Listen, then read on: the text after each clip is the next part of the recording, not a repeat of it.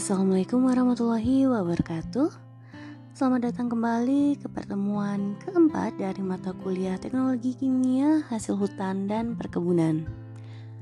Pada minggu ini kita akan mempelajari materi mengenai pengolahan tebu.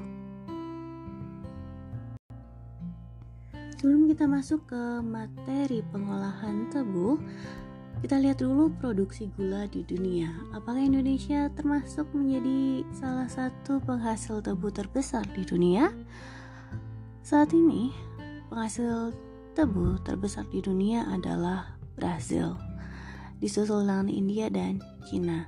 Dan di Brasil, sebagai salah satu penghasil gula paling besar di dunia, juga memanfaatkan biomassnya dengan sangat baik dan juga sebagai salah satu penghasil bioetanol terbesar di dunia. Dan Indonesia walaupun dulu sempat menjadi salah satu penghasil tebu terbesar di dunia, tetapi tidak lagi. Indonesia bahkan tidak masuk 10 besar negara pemroduksi gula tebu di dunia, tetapi hanya di nomor 11. Dan selanjutnya akan kita lihat mengapa Indonesia tidak lagi menjadi salah satu produsen gula tebu di dunia.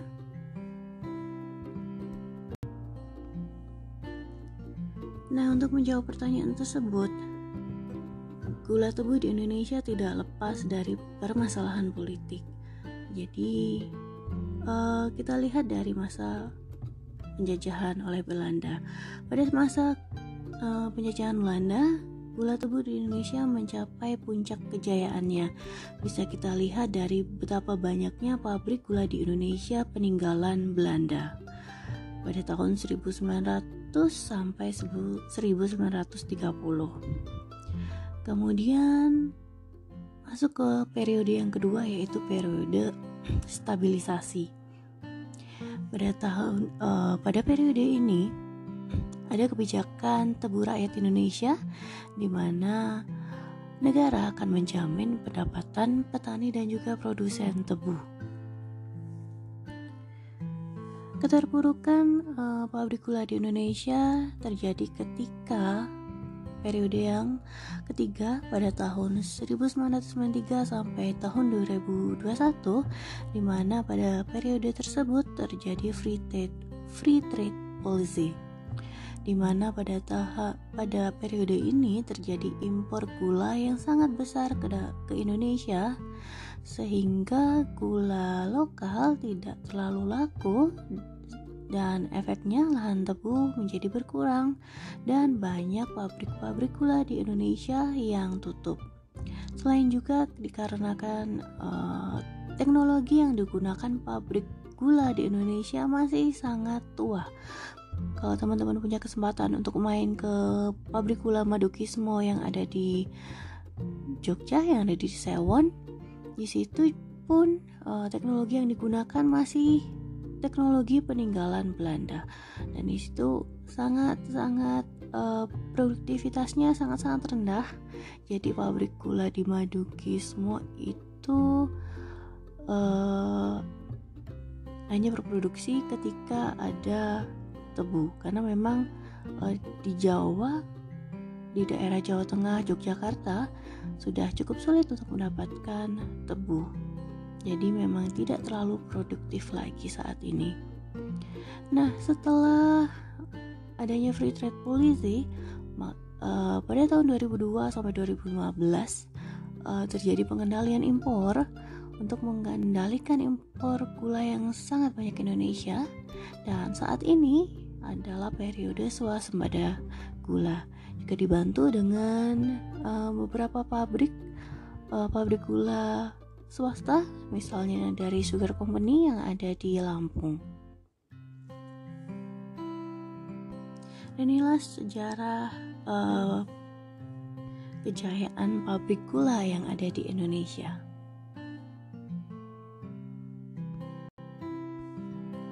Nah, sekarang kita masuk ke materi pada pertemuan kali ini.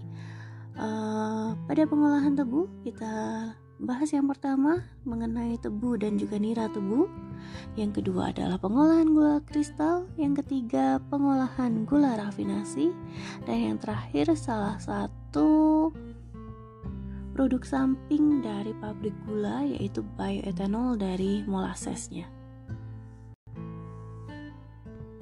Kita masuk ke bagian yang pertama, yaitu tebu dan juga nira tebu atau hasil ekstraksi dari batang tebu.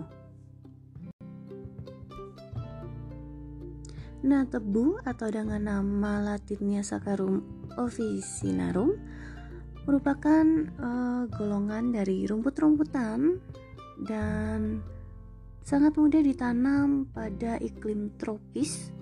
Umurnya sekitar 1 tahun, dan salah satu karakteristik khas dari tanaman tebu ini adalah memiliki bulu-bulu halus di sekitar pelepah dan juga helai daun.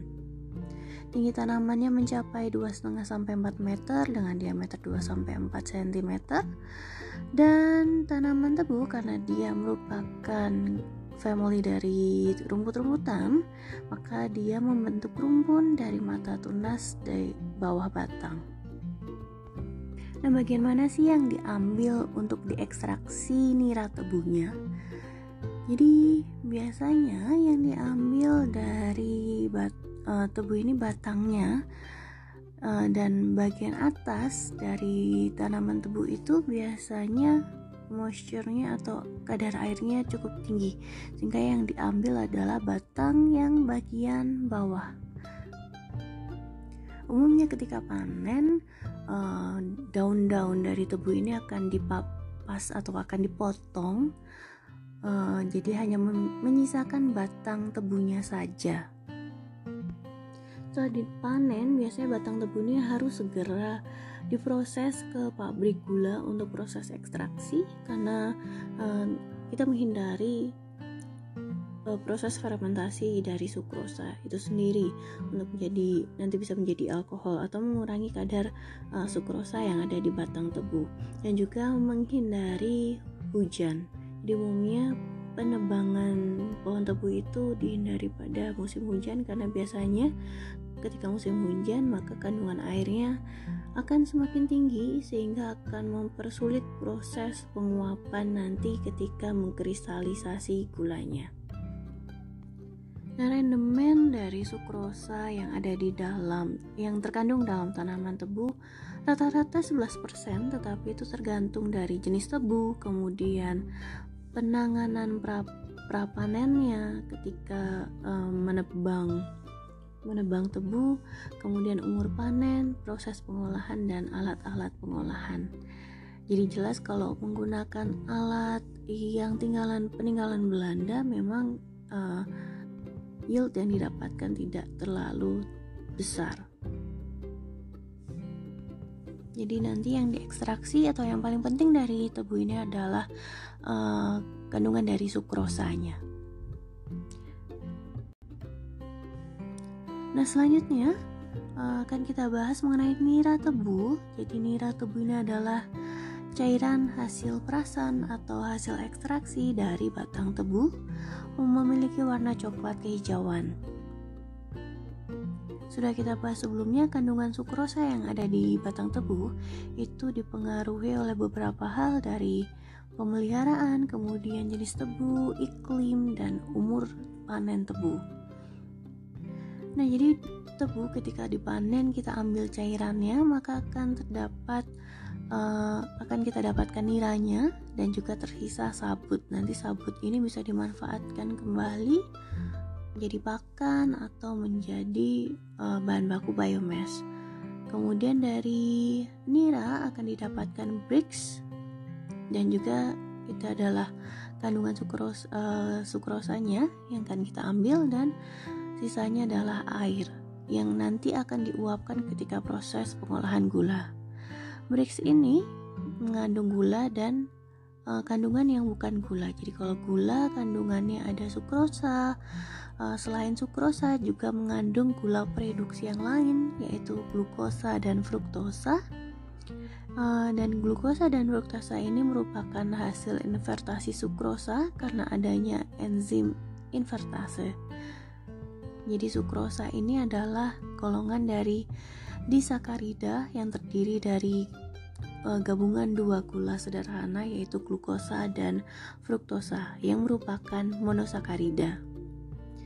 Nah, kandungan bukan gula yang ada di dalam Brix atau di dalam nira tebu ini adalah asam organik, garam organik maupun inorganik, zat-zat organik, dan juga lemak. Umumnya kandungan fruktosa dan glukosa ini tidak diinginkan pada nira.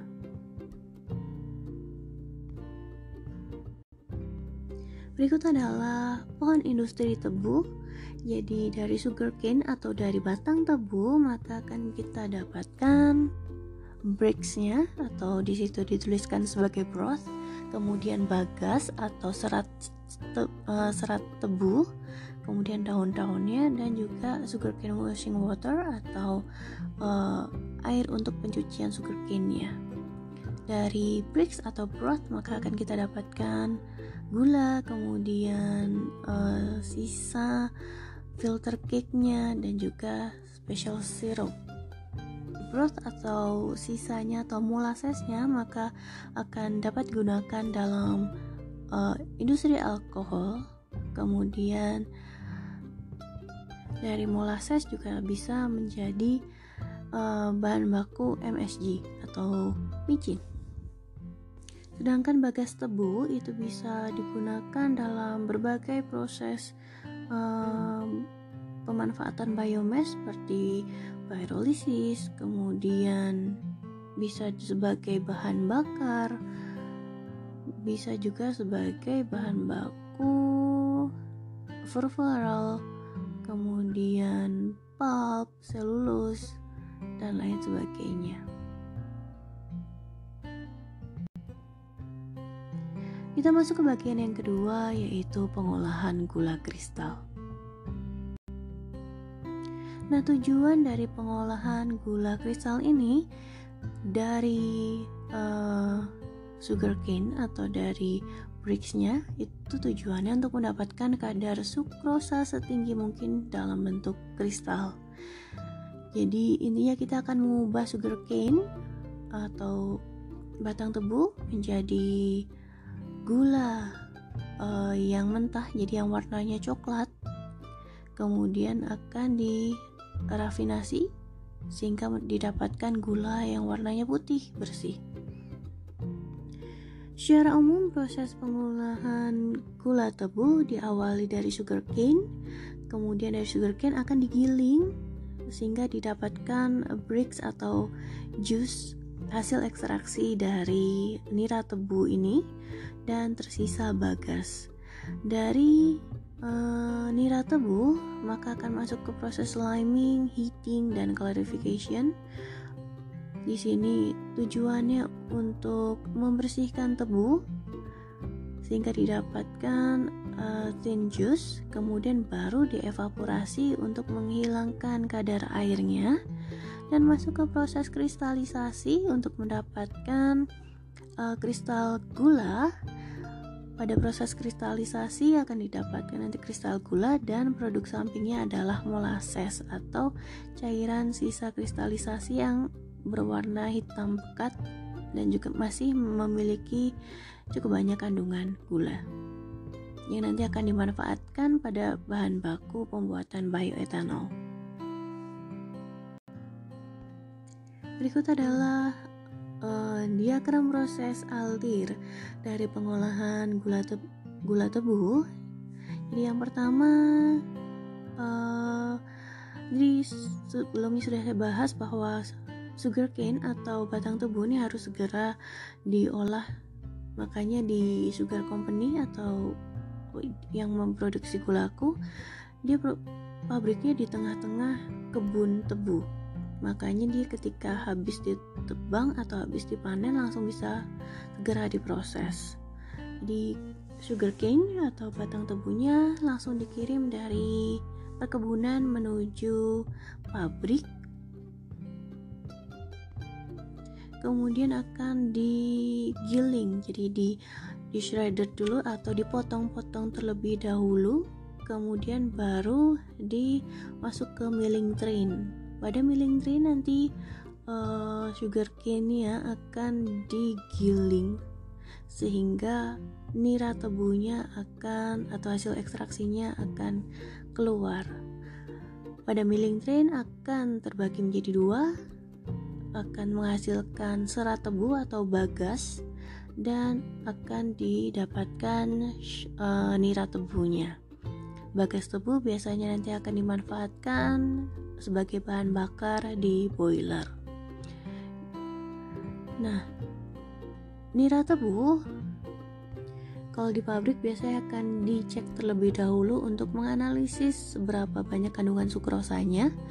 Kemudian baru masuk ke pemanasan awal di heater. Dia akan masuk ke proses dipanaskan dan juga diberikan tambahan kapur atau proses liming. Ini tujuannya untuk menghilangkan kotorannya. Dari proses heating dan liming masuk ke proses clarifier.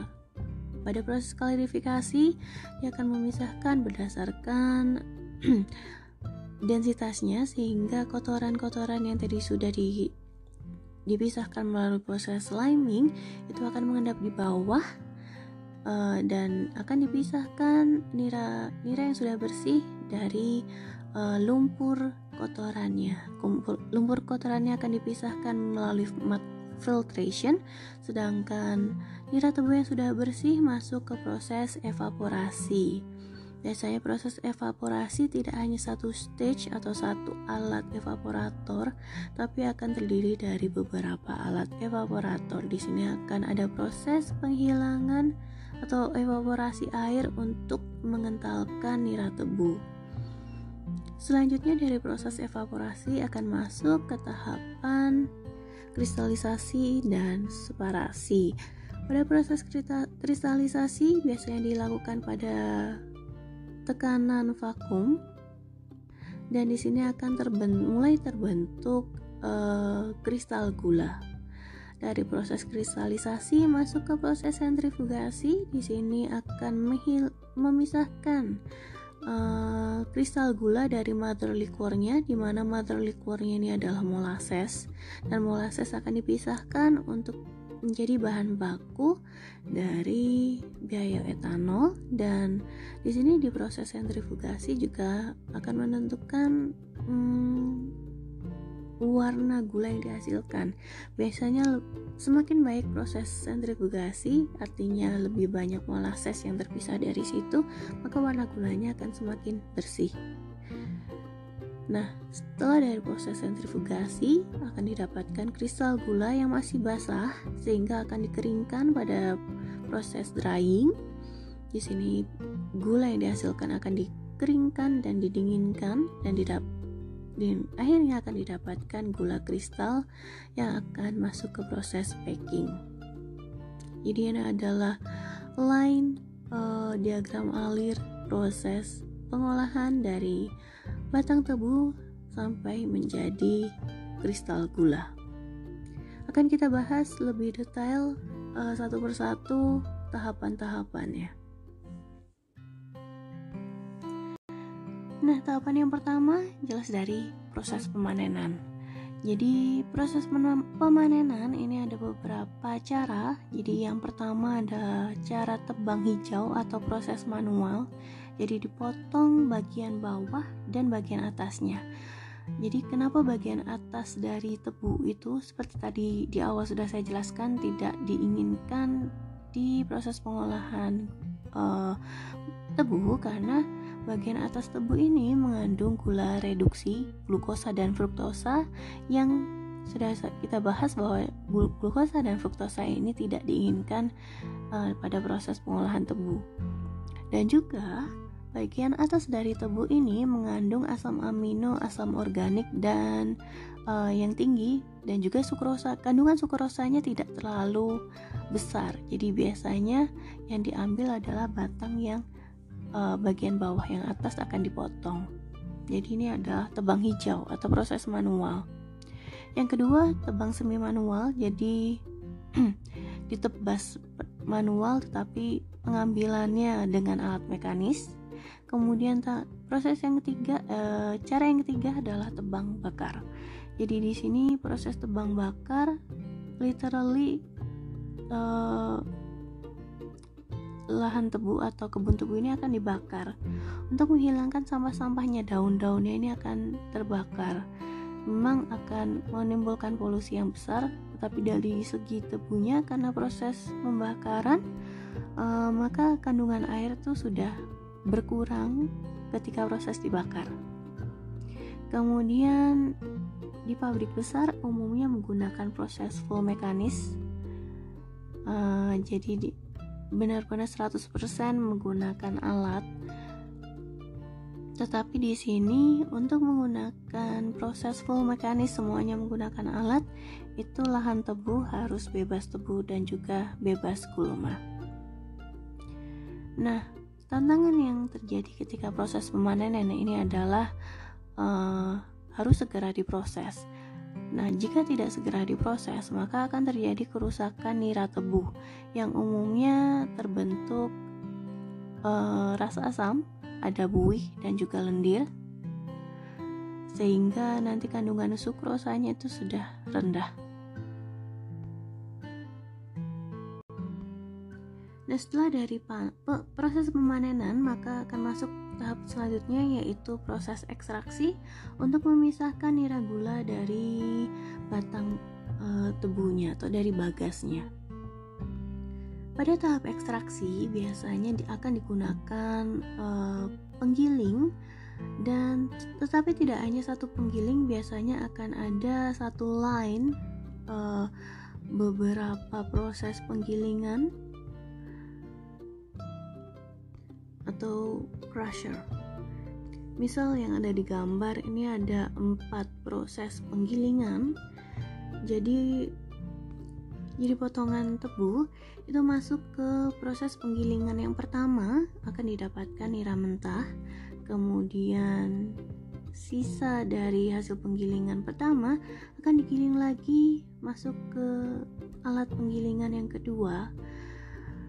Tetapi di sini ada penambahan nira ambibisi, di mana nira ambibisi ini kita lihat adalah sisa dari line ketiga dan keempat.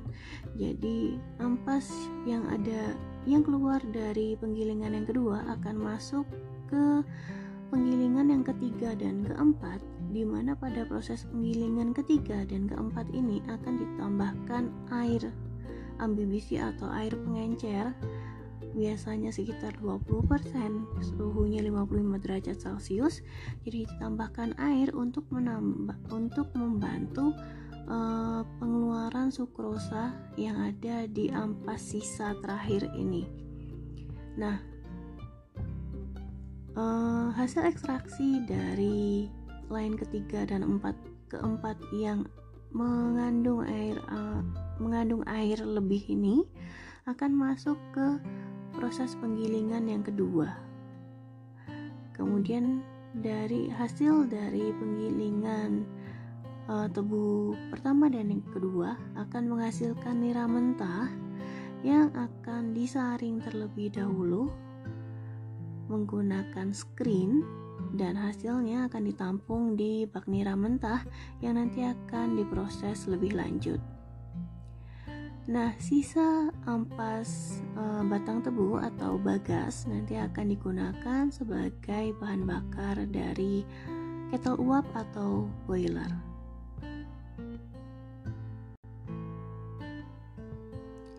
Setelah didapatkan nira tebu dari proses penggilingan atau ekstraksi, maka akan masuk ke tahap yang kedua, yaitu proses pemurnian. Di mana proses pemurnian ini terdiri dari 3 tahapan, yaitu liming, sulfitasi, dan juga pengendapan. Tujuan dari proses pemurnian ini jelas untuk menghilangkan kotoran yang terkandung pada nira tebu, sehingga akan didapatkan nira encer yang sudah bersih dan produk sampingnya adalah lumpur atau lotong, sehingga di sini nira encer ini tidak mengalami kerusakan lebih lanjut. Jadi prosesnya dari nira tebu mula-mula akan disaring terlebih dahulu Untuk menghilangkan kotoran, misalnya tanah atau sisa serat yang terikut ketika proses ekstraksi atau penggilingan. Kemudian, nira yang sudah disaring dengan pH-nya sekitar 5,6 sampai 5,8 akan ditambahkan asam fosfat dan dipanaskan sampai suhu 75 derajat Celcius untuk membunuh mikroorganisme. Kemudian akan meningkatkan kecepatan reaksi dari proses sulfitasi. Setelah itu akan ditambahkan kapur atau lime, maka disebut sebagai proses liming. Dan pada proses liming ini dialirkan ke defekator sehingga pH-nya akan naik menjadi dari 5,5 menjadi 9,5 sampai 10. Tujuannya untuk menghilangkan komponen yang bukan gula seperti asam amino, lemak, dan lain sebagainya, dan juga menaikkan kemurnian dari nira gula. Nira dari defekator selanjutnya dialirkan ke sulfitator atau masuk ke proses sulfitasi. Proses ini dilakukan dengan menambahkan gas SO2 sehingga pH-nya akan turun dari 9,5 menjadi 7,2. Jadi proses sulfitasi dengan penambahan SO2 ini merupakan proses pemurnian untuk mengikat bahan selain gula, kotor. Selain itu untuk menetralkan nira, kemudian pencernihan dengan SO2 sebagai clarifying agent. Selain itu juga mengendapkan komponen-komponen selain gula dan juga mengendapkan lime atau kapur yang tadi dimasukkan di proses sebelumnya. Selain itu juga akan memisahkan kotoran-kotoran yang lain. Jadi proses di sini pada proses sulfitasi adalah proses pengendapan kotoran atau pengikatan kotoran sehingga nanti akan mengendap. Nah, setelah itu nira akan dilewatkan ke dalam flash tank atau proses pemanasan selanjutnya, dan pada tahap tersebut ditambahkan flokulan untuk melepas sisa gas reaksi dan juga udara terlarut agar tidak mengganggu proses pengendapan. Proses pemanasan ini juga tujuannya untuk menyempurnakan proses defikasi dan juga proses sulfitasi dan juga mematikan mikroorganisme. Selanjutnya akan masuk ke proses pengendapan atau klarifikasi pada clarifier untuk memisahkan nira jernih dengan endapan kotorannya. Selanjutnya setelah diendapkan dan dipisahkan kotorannya, maka akan didapatkan nira jernih di mana akan ditambahkan air, kemudian masuk ke filter press sehingga akan didapatkan nira encer. Jadi secara umum pada proses pemurnian ini ada 3 tahapan, yaitu liming, sulfitasi, dan pengendapan, di mana agen-agen yang ditambahkan antara lain asam fosfat untuk ditambahkan pada proses pemurnian berfungsi sebagai inti endapan yang bisa mengikat koloid halus dan kecil. Kemudian lime atau kapur CaO untuk menaikkan pH dan membantu proses pengendapan pada proses defikasi. Kemudian yang ketiga ada penambahan SO2, gas SO2 yang berfungsi untuk menetralkan kelebihan kapur pada proses sulfitasi sebelumnya, kemudian juga memucatkan warna nira setelah dari proses penguapan, dan juga mengendapkan komponen-komponen non sukrosa.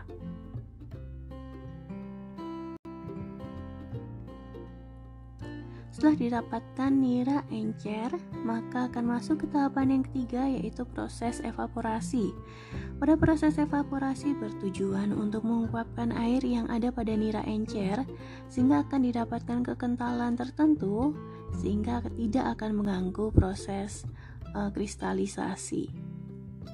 Hasil dari proses evaporasi nira ini adalah nira dengan kekentalan mendekati jenuh dengan Brix atau Brix ini adalah satuan kekentalan gula 60% sampai 70%.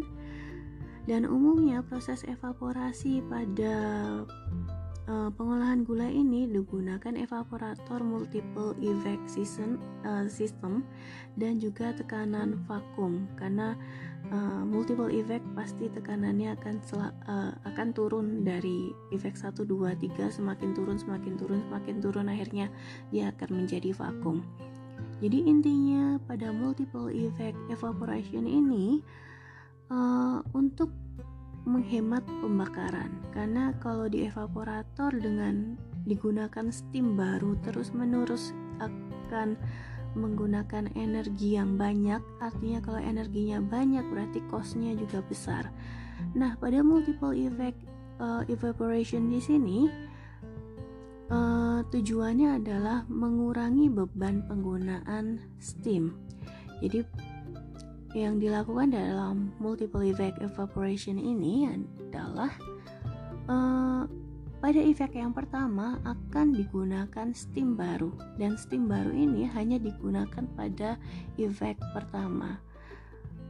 Clarified juice atau nira encer yang dari proses pemurnian akan masuk ke evaporator yang pertama, efek pertama, akan diuapkan airnya di dalam evaporator pertama ini.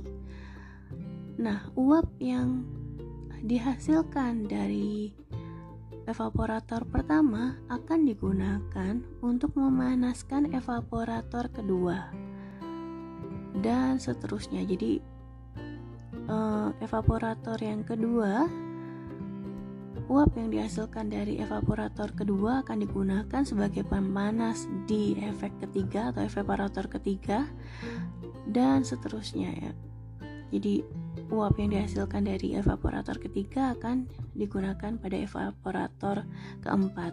Makanya karena terus-menerus digunakan, maka tekanannya lama-lama akan semakin turun.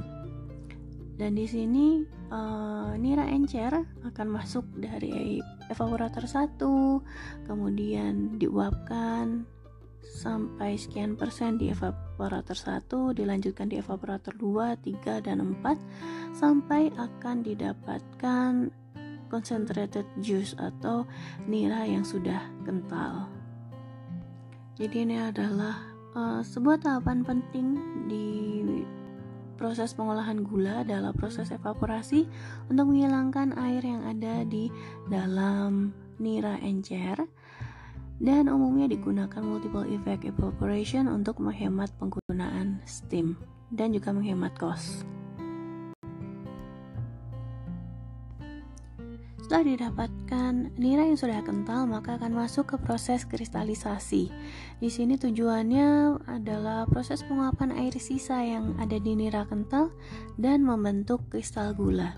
Jadi pada tahap ini diperlukan penambahan bibit kristal berupa fondan atau kristal gula dengan diameter 5-10 mikro, atau juga bisa ditambahkan gula sisa hasil sentrifugasi sebagai bibit kristalnya, atau dia akan memicu pembentukan kristal gula. Pada proses kristalisasi ada beberapa alat yang digunakan. Yang pertama adalah evaporator single effect pada suhu 60-70 derajat Celcius, maka akan dihasilkan kristal dan juga sirup dengan kadar air 8%-10%. Kemudian setelah dihasilkan kristal, maka akan ditambahkan bibit-bibit kristal di proses evaporator single effect. Dilanjutkan ke tahapan yang kedua, yaitu proses pendinginan. Di sini akan terjadi kristal gula pada suhu 40-55 derajat Celcius. Jadi yang pertama diuapkan dulu sisa sisa air dari proses evaporator dengan ditambahkan bibit kristal, kemudian baru akan didinginkan untuk membentuk kristal lebih lanjut. Setelah didapatkan kristal gula pada proses kristalisasi sebelumnya, maka masuk ke tahapan sentrifugasi atau pemisahan antara gula dengan larutan gula atau mother liquornya yang berupa molasses. Molasses dalam bahasa Indonesia disebut sebagai tetes. Jadi di sini dalam proses sentrifugasi ini akan meminimalkan jumlah gula yang terikut di dalam molasses, sehingga yield gula atau gula yang dihasilkan semakin besar. Proses sentrifugasi juga akan sedikit menentukan warna gula yang dihasilkan. Jika proses sentrifugasinya tidak terlalu baik, maka biasanya akan dihasilkan gula yang warnanya kecoklatan.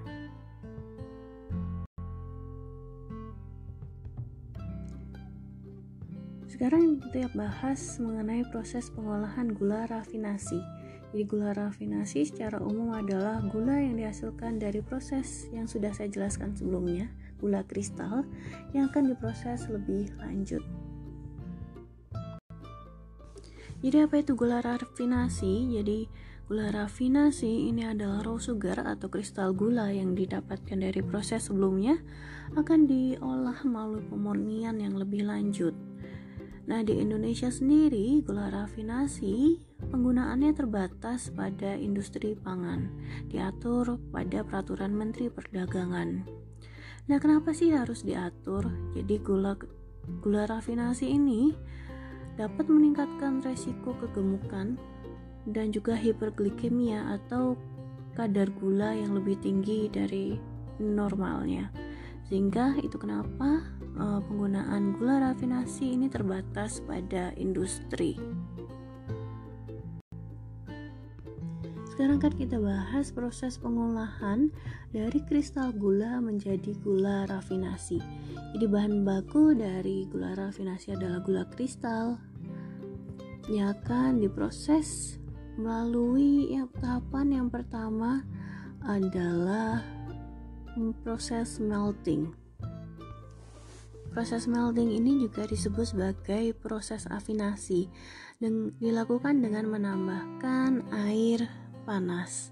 Jadi tahap pertama dari pemurnian gula yang masih kasar ini adalah proses melting atau pelunakan, yang tujuannya selain untuk melunakkan gula juga untuk membersihkan lapisan molasses yang melapisi permukaan kristal gula.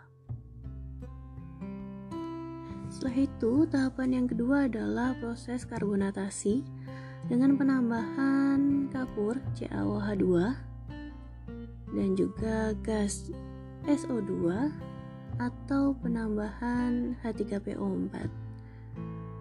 Tujuannya untuk membuang kotoran yang non-sugar tadi, misalnya asam amino, lemak, dan lain sebagainya. Jadi ini akan dihilangkan pada proses karbonatasi. Kemudian akan masuk proses filtrasi atau klarifikasi. Pada proses klarifikasi ini akan memisahkan kotoran yang tadi sudah diikat dalam proses karbonatasi, sehingga kotoran tersebut akan dipisahkan menjadi lumpur. Kemudian cairannya yang sudah bersih atau clarified liquornya akan masuk ke proses selanjutnya. Jadi proses klarifikasi atau filtrasi ini bertujuan untuk memisahkan antara endapan dan filtratnya. Tahapan yang selanjutnya adalah proses penukaran ion. Biasanya dilakukan dengan penambahan resin ion exchange atau juga bisa dengan penambahan SO2. Tujuan dari tahapan ini adalah proses penghilangan warna dari gula, sehingga akan didapatkan gula yang lebih bersih. Produk samping atau sisa limbah dari proses penukaran ion ini adalah sisa resin yang akan masuk ke proses regenerasi. Jadi dari proses penukaran ion akan didapatkan liquor yang sudah warnanya bersih atau warnanya bening. Nah, karena tadi ada proses penambahan air, maka tahapan yang selanjutnya adalah proses evaporasi.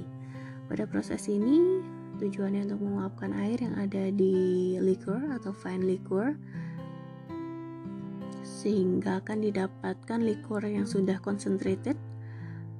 Selanjutnya akan masuk ke tahapan kristalisasi. Pada tahapan kristalisasi tujuannya untuk mengkristalkan gula sukrosa ini untuk mendapatkan kristal sebanyak-banyaknya. Dan setelah terbentuk kristal, maka akan masuk ke tahapan separasi dengan proses sentrifugasi. Tujuan dari proses sentrifugasi ini untuk memisahkan kristal dan larutan sisanya atau mother liquornya.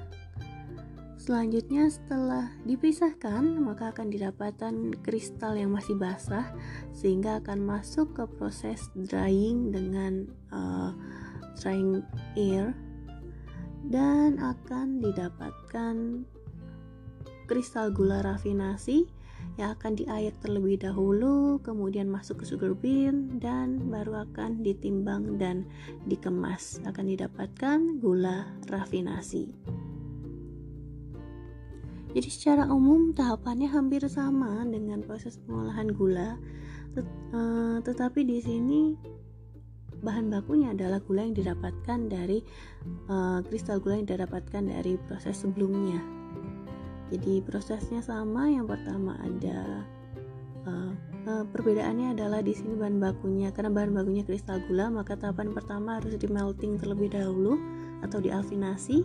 Kemudian tahapan selanjutnya hampir sama seperti yang sebelumnya, jadi ada karbonatasi, penambahan kapur atau lime CaOH2 untuk menghilangkan padatan, kemudian menghilangkan kekeruhan gula, untuk warnanya akan lebih bersih juga, dan ada di proses karbonatasi dan juga di penukaran ion. Jadi ini adalah pengolahan gula rafinasi yang umumnya digunakan di industri pangan. Sekarang kita masuk ke bagian yang terakhir, yaitu pengolahan bioetanol dari molasses atau tetes gula yang didapatkan dari sisa proses sentrifugasi atau mother liquor dari proses kristalisasi. Ini adalah diagram alir dari proses pengolahan dari pengolahan bioetanol dari sugarcane. Jadi dari awal bahan baku sugarcane, kemudian akan dibersihkan, diekstraksi, didapatkan bagas tebu, kemudian nira tebunya akan diproses pada proses pengolahan gula. Nah, produk sampingnya adalah molasses yang didapatkan dari proses sentrifugasi. Jadi tahapan yang pertama dari molasses ini, tahapan yang pertama adalah penambahan air atau diencerkan terlebih dahulu molassesnya. Kemudian akan ditambahkan yeast untuk masuk ke proses fermentasi. Nanti akan kita bahas lebih lanjut untuk proses fermentasinya. Setelah masuk ke proses fermentasi yang beberapa hari atau dalam waktu yang cukup lama, maka akan dihasilkan alkohol, atau di sini karena bahan bakunya adalah bahan alam maka disebut sebagai bioetanol. Nah, setelah dari proses fermentasi, maka akan masuk ke tahapan selanjutnya, yaitu proses distilasi atau rectification. Setelah dari proses distilasi akan didapatkan hidrus etanol, maka akan masuk ke proses dehidrasi sampai di produk akhirnya akan didapatkan anhidrous etanol. Selanjutnya akan kita bahas lebih lanjut mengenai proses fermentasi yang merupakan inti dari pembuatan bioetanol dari molasses. Nah, unit utama yang ada di proses pembuatan bioetanol dari molasses ini adalah proses fermentasi atau unit fermentasi. Unit fermentasi ini tidak hanya satu, tetapi biasanya akan dibagi menjadi beberapa tahapan. Ada 3 tahapan. Yang pertama adalah seed fermenter, kemudian pre-fermenter, dan yang terakhir adalah main fermenter. Jadi pada seed fermenter ini adalah tangki awal yang tujuannya adalah mengembangbiakan yeast dari pembuatan bioetanol, yaitu Saccharomyces cerevisiae. Sehingga di sini pada proses seed fermenter, karena tujuannya mengembangbiakan yeast, proses di sini adalah proses aerob atau masih dibutuhkan udara. Di sini akan ditambahkan urea, asam fosfat, dan antifoam. Jadi urea dan asam fosfat ini adalah makanan untuk yeastnya berkembang biak, dan antifoam di sini tujuannya untuk menghilangkan atau mengendalikan foam yang terbentuk pada proses fermentasi. Jadi di sini pada proses seed fermenter temperatur dijaga pada temperatur 31 sampai 32 derajat Celcius dan dilakukan proses fermentasinya selama 14 sampai 16 jam, maksimalnya adalah 28 jam. Jadi di sini prosesnya adalah pengembangbiakan Saccharomyces cerevisiae. Di sini sudah terbentuk alkohol tetapi masih dalam kadar rendah 3-5% saja. Nah, tahapan yang selanjutnya adalah tahapan pre-fermenter. Jadi di sini ini adalah masih dikembangbiakan tetapi tahapan lanjutnya. Jadi pengembangbiakan yeast dalam kapasitas yang lebih besar. Dengan di sini masih sama, akan ditambahkan urea, asam fosfat sebagai makanan dari Saccharomyces cerevisiae, dan waktunya sama, kadar alkoholnya juga akan didapat kadar alkoholnya 3-5%. Nah, selanjutnya adalah main fermenternya atau tempat fermentasi utama yang akan mengubah gula yang ada di molasses menjadi etanol. Pada main fermenter ini adalah prosesnya anaerob, jadi tidak lagi ada udara, dan juga harus dipastikan bebas dari kontaminan seperti Acetobacter aceti, Lactobacter aceti, dan Leonocomus centerioides. Jadi di sini Acetobacter aceti untuk menghasilkan asam asetat, sedangkan Leuconostomus centerioides ini menghasilkan wine. Jadi dipastikan yang ada di dalam main fermenter ini hanya ada Saccharomyces cerevisiae untuk menghasilkan bioetanol. Di sini proses yang terjadi di main fermenter, suhunya maksimal adalah 35 derajat Celcius dan proses fermentasi berlangsung selama 36 sampai 40 jam.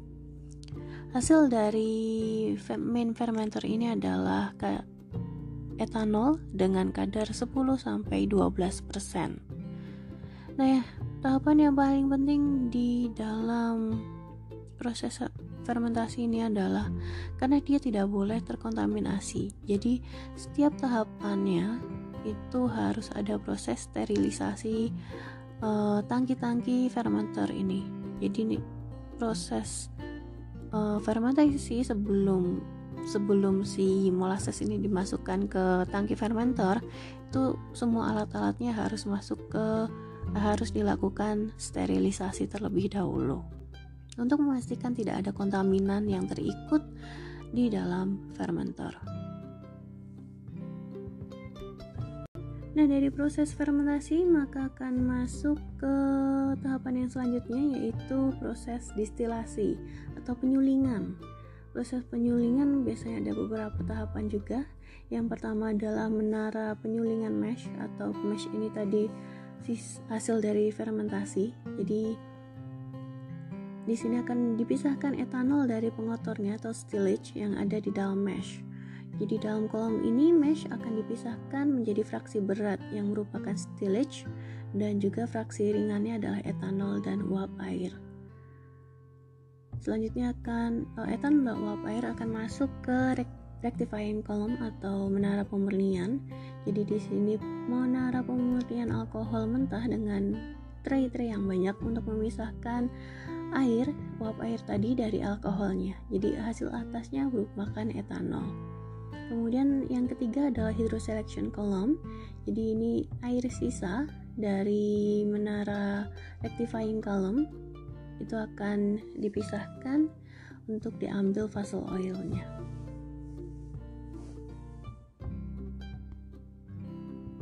Jadi itu adalah proses pembuatan bioetanol dari molasses.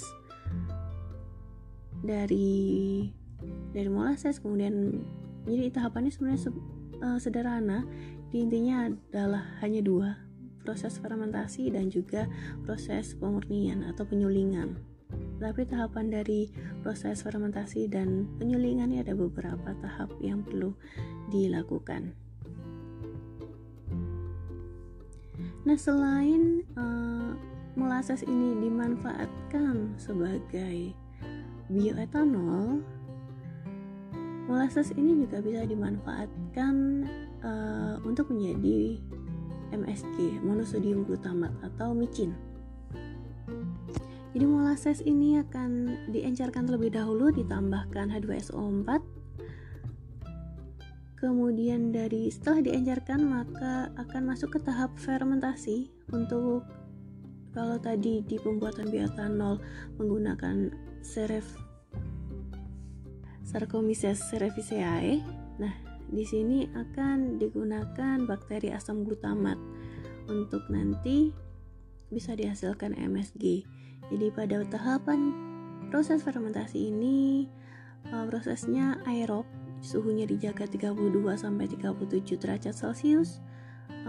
Ada udara masuk dan juga pH-nya dijaga 7,7. Di sini reaksi yang terjadi adalah proses fermentasi. Jadi dari penambahan H2SO4 sebelumnya akan bereaksi dengan air dan juga NH3, akan didapatkan CaSO4 dan H2O dan juga broth dari MSG-nya. Kemudian dari proses fermentasi akan masuk ke tahapan evaporasi untuk memekatkan broth-nya tadi, original broth. Kemudian setelah dievaporasi akan didapatkan concentrated broth yang berupa hidroklorik glutamic acid dan akan dikristalisasi sampai membentuk kristal. Kemudian akan dikeringkan hingga kadar airnya tinggal 2%. Kemudian akan didinginkan, kemudian baru akan dikemas menjadi MSG.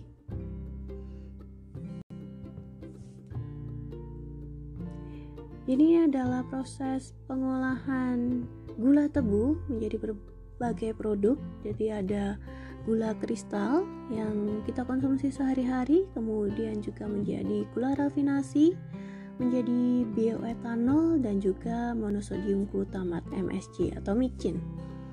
Nah, ini adalah materi untuk pertemuan keempat ini mengenai pengolahan tebu.